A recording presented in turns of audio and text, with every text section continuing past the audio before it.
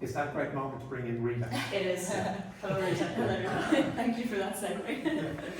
I'm also sorry, just as a side, first of all, thank you for organising this. It's so exciting to have a whole day of music books and fanzines. And also, secondly, which is a total aside, but the hot take on the emo punks, I really would love to chat to you about this.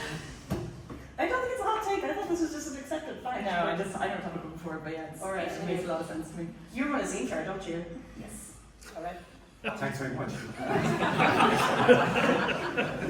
Really, like fanzines, where did you come into fanzine culture? Where did they come across your... Honestly, I probably have a very different kind of version to how people stumbled upon fanzines. And though what's nice is that in Drogheda, you know, like when you're saying you kind of being exposed to like underground music in cities can actually be quite difficult. You kind of have to know someone who knows someone who's kind of in the scene. Whereas in Drogheda, it's like you're in this town that's like mostly derelict and quite working class, and there's not a lot of things to do or go. You know, so like you go out to Saturdays on a Saturday night because it was like the only pub in town that was like decent enough, and then like Ocus were playing, you know, and suddenly I'm like a 15-year-old girl watching like these like crust punks, you know, like Crispo going mad, like, so that was like exposure. So I'd seen a lot of it, but probably didn't understand it or know the context of what it was. And there was, to my knowledge at the time, though there has been, I have looked into the kind of history of zines in Drogheda, and it is quite interesting, and they're knocking around since like a good long while. There's like a lot of these really interesting zines in the 80s that were around, but I never saw them in Drogheda when I was growing up, and that was probably like I was like kind of 13, kind of height of Celtic Tiger, then recession, so it was just post Celtic Tiger teenage years, so it was a really shy time, like. And then when I moved to Scotland, I lived in Scotland for years. At that stage, I was a bookseller, and this was probably more my entry point. So I worked in bookshops for years and years. I worked as a publisher sales rep for large publishers, UK publishers, and I was really, really interested in book distribution and publishing. So while I was living in Scotland, I did kind of summer work with the Edinburgh Book Festival, you know, a really big publishing thing. And there was like just some amazing bookshops in Scotland that I just never had the privy of seeing never in Drogheda obviously, but like, well, there was some back in the day that I heard about, but yeah, I never in Dublin. So I think it was called Lighthouse Books, I think is the name of it. It's like a radical bookshop in Edinburgh, and they had one of these like really nice like zine walls where you could just leave your zine, and they don't take commission. So I saw them there, and then I was also really interested in like kind of like anarchism and things, so I went to a lot of the fairs in Scotland, had a lot of these, and I saw, which wasn't actually a music fanzine, but my first probably like real eureka moment was looking at, it was a bootleg of The Young Girl Theory that was being sold at the stall, and I was like, that's so, because again, I was thinking about this as someone from a publishing industry, and it was so anti-publishing. And it was purposely ugly, and the zines that I used to check out in that Lighthouse Books was just like a real rejection, I think, of like industrial publishing, and it was such a fuck you to it. So it wasn't necessarily, like I didn't automatically make this link, and then when I moved back to Ireland, I got really involved with kind of the punk DIY scene that's going on in Drogheda now. And then suddenly the correlation, you know, and from working in bookshop as well up in Dublin, the correlation between the music, which I technically had been sort of oddly exposed to at a really young age, without kind of knowing what it was, plus this context of having looked at these zines, it just like clicked so much. And then I could see how, especially my local context now, because a lot of what I do is very much like a Drogheda context, and I look at things in sort of an Irish town sensibility rather than being a big city sensibility, but I look at how people publish in these kind of areas and how they counter-publish, and how that relates back or reflects the exact kind of music, that underground music that they're making. So that would be kind of my entry point kind of into it. So it's a little bit roundabout, and I guess it was more through publishing rather than someone who was just like desperately seeking out punk music, you know.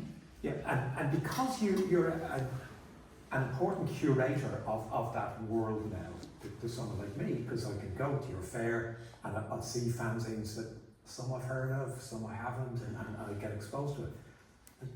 are fanzines now just egotistical art projects?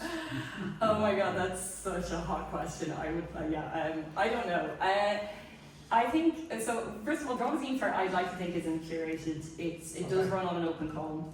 And this year was the first year I had to say no because I just don't have capacity, and we were, as for those who have attended, we were definitely at capacity and we were a bit squishy. So next year, if anyone's applying for Drogheda Zine Fair, we're all going to be, there'll be less of us, but we'll be happier in our space.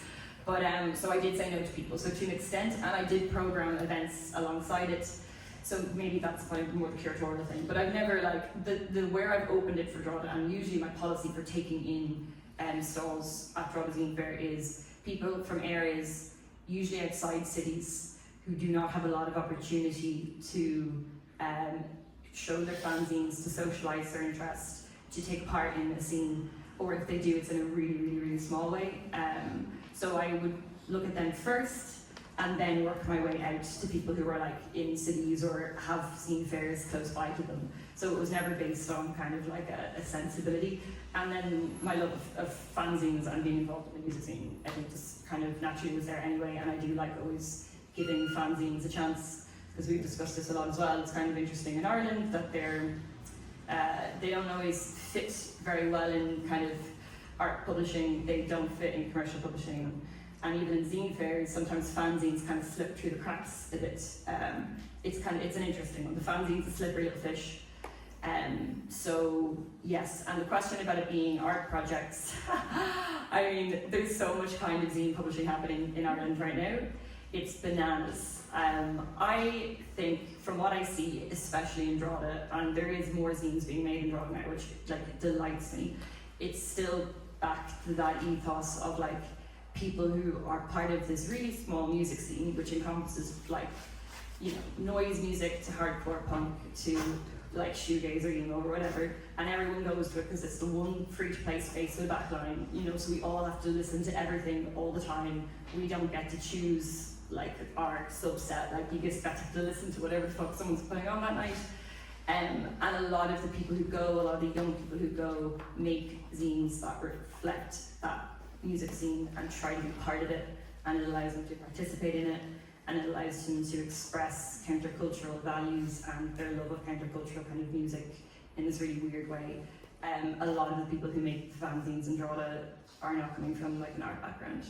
Yeah, and that would probably sounded a bit judgmental when I said egotistical art projects, but I mean that in the absolute biggest compliment, because if society is telling you that your voice doesn't have a platform, you need to be quite resilient, and you need to be a bit creative.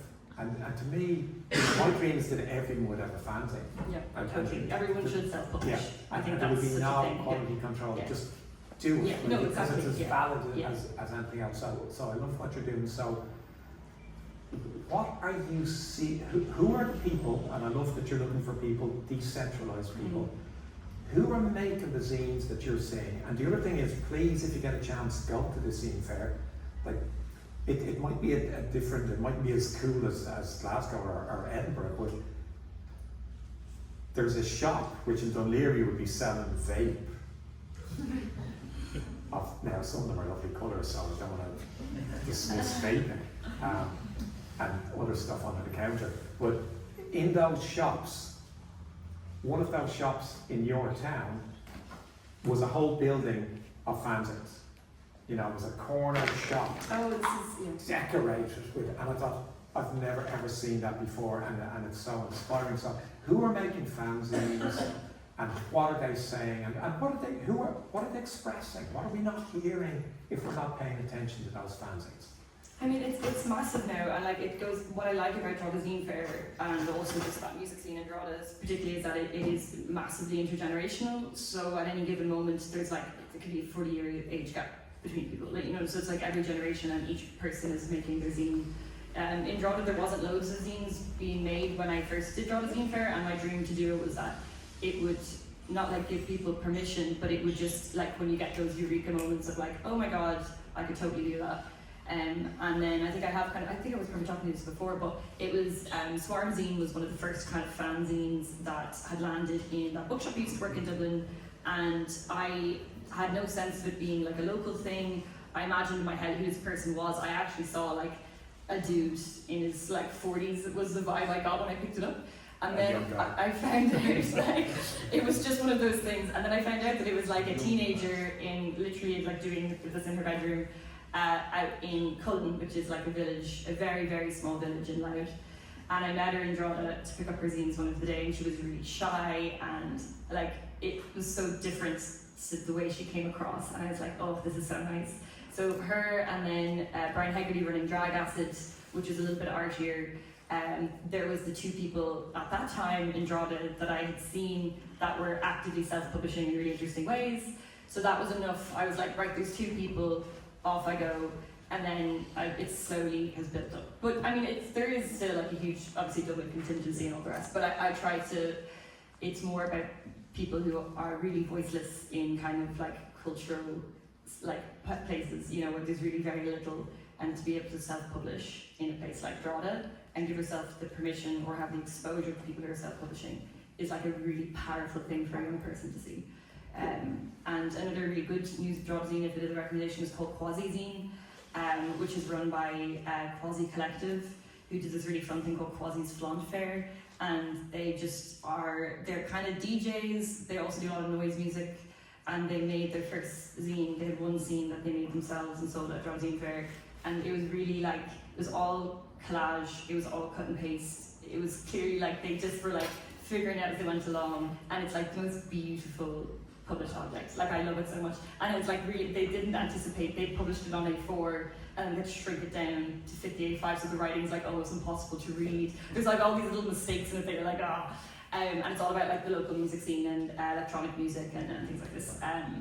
So yeah, it's kind of, they're coming. I'd like to think the Drogheda Zine making community are constantly, you know, there, but it's exposure to other zine makers, and if you're lucky enough to be exposed to the music, I think it clicks very naturally with people to self-publish. Can I tell a story? I think you will. Well, I can shut up if you want. I was at Cork Zine Fair. I started doing zine fairs for, they went from, I think, so I used to sell stuff down to underground, I used to go to gigs. I stopped going to as many gigs, and they raised the door price down to underground from £5 to a tenner, and I stopped going. And also, then things typically run down to underground, moved to Berlin, so whatever. I started doing the zine fairs, and I went to Cork Zine Fair for the first time. I'm very happy, my mum's from Cork, you know. And I was at the zine fair. I did actually mention on my application as well. I thought I'd swing it, and it did work. It worked. So you know, tip. I was at the zine fair. I was setting up. I was in a haze. I was kind of throwing stuff out there, and I was chatting to the person next to me, and she said, I was talking to somebody about zines, about what a zine is. I'm trying to explain it because people who make zines are always explaining what zines are. It's the only thing people who make zines do. Making zines like 10%, and 90% is telling people what a zine is. And she was saying, you can make a zine about anything. You can make a zine about, music or about dogs. You can even make a zine about punk music. And I sat and I did small. People don't know. Zine culture, it has gone leaps and bounds. It travelled, I think, through America, through other places. It went into the universities. It has gone to so many different places. The idea that a zine is a punk thing is completely dead. Yes. Yeah. So, No, there you go. That's the story. No, but it's good.